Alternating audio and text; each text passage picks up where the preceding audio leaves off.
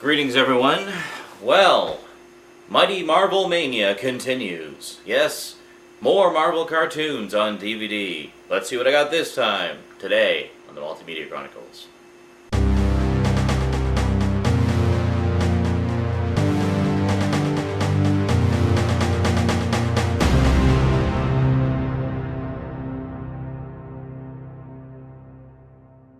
Welcome back. Well, a few pretty nifty little additions to the collection here. You know that since I picked up volumes 2 and 3 for A Song and a Dance, I just can't resist. I gotta finish the set. So I picked up volume 4 today of the X-Men. Well, actually I didn't pick it up today, I picked it up this weekend. Sadly, I've come to the conclusion that I have missed whatever sales were going on, and they're probably not going to happen again for a while. So yeah, I want them now, so I'm just paying full price. Besides, whatever, I mean, it just means I'm supporting the releases all the more, right? So anyway, picked up volume 4, so this means all I have to get is volume 5, and I will finally, at long last, have the complete series of X-Men, the animated series, on DVD. So very excited about that. Yeah, and you know, a lot of you have been talking about, well, hey, when is the 90s Spider-Man series going to come out on DVD? Well, still no word on that. I have no idea. I'm hoping that maybe with the new Spider-Man reboot film coming out shortly, that maybe we'll see some kind of release around then. I mean, they could easily do it in 4 or 5 volumes, much like they did X-Men, so I don't know why they haven't yet. What they have done, however, is there's been a lot of releases of individual episodes and just kind of random episodes and such. Actually, even more so here in Canada. I know in the US, Buena Vista has put out a few. There was like the Ultimate Villain Showdown, there was Spidey vs. Doc Ock, Spidey vs. Daredevil, the Venom Saga, the Secret Wars. There's been a whole bunch of individual volumes that I guess if you bought all of them and ripped them and rearranged the episodes into correct order yourself, you could have a pretty good chunk of the series. But here in Canada, they've actually released even more. Now, with, you know, buying the X-Men series, I was aware that there was a few episodes of the 90s Spider-Man series that actually crossed over with the X-Men and featured a lot of the characters from the X-Men, as well as a lot of the same voice actors doing the voices. One of which was in the middle of the, I believe it was the Neogenic Nightmare saga. This one. Mutant Agenda.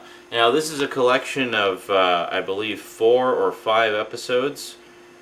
And it has a special bonus of 2 episodes of Iron Man, the 90s Iron Man series, which is kind of redundant for me because, of course, I already have it. But, you know, I thought this would make a nice companion piece to the X-Men volumes because this is, as far as I'm aware, all of the X-Men crossover episodes together in one place. Let me just read the back here for you so you know what's going on. Spider-Man's neogenic mutation is making him ill, so he seeks the aid of Dr. Charles Xavier, a scientist known to help mutants. But Xavier does not cure mutancy, only helps people like the X-Men to accept themselves and control their abilities. Disappointed, Spider-Man takes off, with Hank McCoy, known as the Beast, in pursuit, who suggests Spidey seek out Harold Landon, a man he once worked with who continues to look for a cure. When Beast does not return, Wolverine decides to track down Spider-Man. Meanwhile, inside his laboratory, Landon is about to dip the Beast in a strange chemical stew. Spider-Man and Wolverine crash through the lab wall in the nick of time, but the Hobgoblin attacks and Landon accidentally falls into his own vat of chemicals, metamorphosing into a monster that Wolverine, Beast, and Spider-Man can't stop. Did they just give away like the whole damn plot in the summary?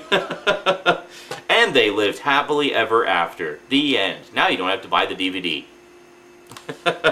Yeah, anyway, if you're wondering what I paid for these, this was 20 bucks at Toys R Us. One complaint I have about it, I of course want to get them all with the slipcovers because the slipcovers are shiny and pretty, but one complaint I have about it is, you may notice, there's some markings on the corner of the slipcover. It looks like somebody had a piece of paper and was scribbling on it on top of the DVD cover. Like, come on, get it together. A little professionalism. I don't care if it's a minimum wage job.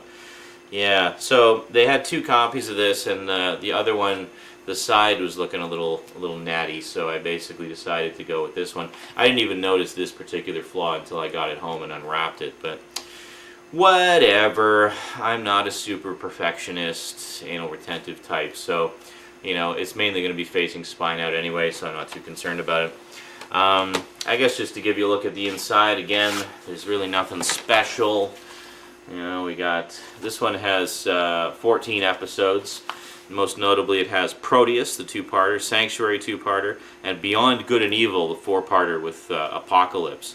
It also has Have Yourself a Morlock Little Christmas, The Lotus and the Steel, Love in Vain, Secrets Not Long Buried, Xavier Remembers, and Family Ties.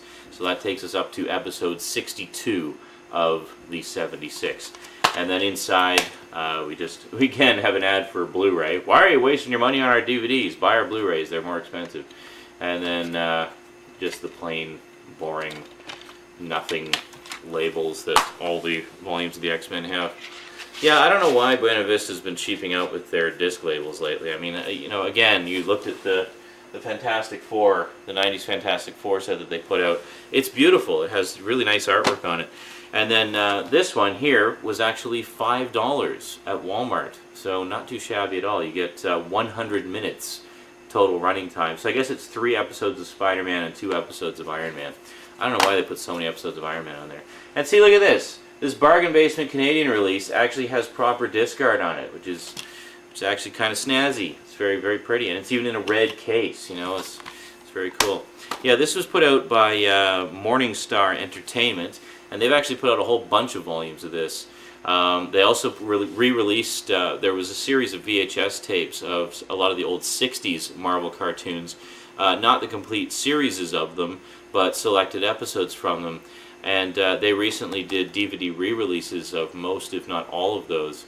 And a lot of those also contain bonus episodes of Spider-Man. So it's like between the Buena Vista releases and the Morningstar releases, you can get a good chunk of Spider-Man. I'm not sure exactly how much total there is, but you know, you could probably get at least half the series, I would think. But I mean, it's piecemealing it together, you know. I mean, we'd much rather have just a nice collection of 4 or 5 volumes of season sets or whatever, and have it all right there. Anyway, so finally, I don't think I mentioned this in an update. It was one of the Blu-ray updates I've been meaning to get around to, and it just seems to relate while we're on a bit of an X-Men kick. I finally got around to getting X-Men Origins Wolverine on Blu-ray. I said in the chat room a little while ago, just kind of jokingly, it's like, oh, you know, I'm not going to pay too much for this because of all the, you know, negative feedback it got and whatnot, and a lot of my friends who are hardcore X-Men fans really didn't care for it. And after, you know, my opinions regarding X3 and how disappointed I was with that, I didn't have high hopes for it. So I basically said in the chat room one day, it's like, well, I've seen it around for $20, but you know, I might get it if it's 15, maybe, but we'll say I'm not gonna get it for sure unless I see it for 10 or less. So not a week later, it went on sale for $10, and it has the slipcover, which you rarely see anymore. So yeah, I just couldn't pass that up. So anyway, what did I think of the film? I'm not going to tell you. I'm actually going to make you wait, because I'd like to do a review with one of my longtime friends about this, who is a huge X-Men fan and very passionate about the comics, and has some very strong opinions about all of the films, this one in particular. And yeah, so I'm going to wait until we can get together to do that, or do it over the internet, or whatever. We'll see how that goes. So until then, you just have to wait to hear what I have to think about it. Hear what I have to think about it. Hear what I have to say about it, about what I think about it. And yeah, but anyway, I'll say this much. It wasn't as bad as I thought it was going to be after all the horrible reviews, but let's just say there was room for improvement. That's probably being too kind. But anyway, I finally picked it up. So there you go. So some new X-Men related stuff, more Marvel Comics related stuff for the collection. And if you're wondering how the X-Men collection is looking here, let's take a look. Ah, there we go. Pretty snazzy. Yeah, all shiny and pretty. Yeah, you can see the metallic sheen a little bit there. It's very nice. That's why I like the slipcovers, because they're bumpy, so you can feel up all the X-Men, and they're shiny, so they're very pretty. I like them. I like them a lot. Alrighty, well, that's it for this update. So we'll see you next time when I actually have more cartoons. Yeah, I've been kind of on a cartoon binge lately, and yeah, so we'll see you then. Alrighty, so thanks for watching. Until then, until next time. Sayonara. Goodbye.